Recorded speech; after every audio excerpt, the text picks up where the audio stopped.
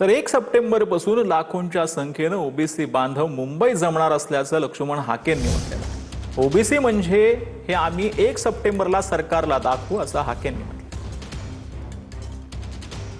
मराठा समाजाची ही लढाई जरी संपली असली तरी आता ओबीसीची लढाई आता 1 सप्टेंबर पासून महाराष्ट्रामध्ये बघायला भेटेल।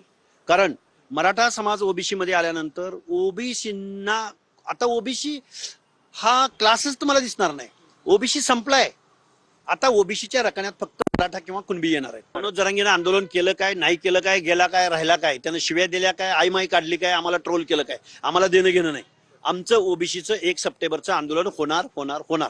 आम्ही मुंबईला जाणार, आम्ही लाखोंच्या जनसंख्येनं मुंबईमध्ये जाणार आणि सरकारला ओबीसी म्हणजे काय आहे ही एकजूट, ओबीसीची वज्रमूठ, नवे पर्व ओबीसी सर्व, हे आम्ही या सरकारला दाखवून देऊ।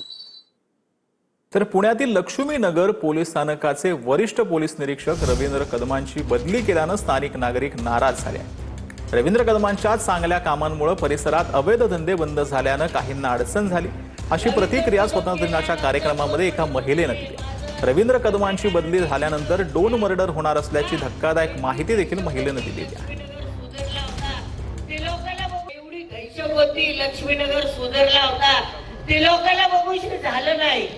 कसं बघणार? त्यांचं पोटपाणी बंद झाले होते, त्यांचे जुगार बंद झाले होते, मटका बंद झाला होता, दारूचे धंदे बंद झाले। कारण मैं खाऊंगा नहीं और ना खाने दूंगा, ये आदमी ऐसा है, इसके लिए लोगों को अड़चन थी। मैं तो सीपी साहब आएंगे, मी तर सांगणार आहे काय बोलायचं ते।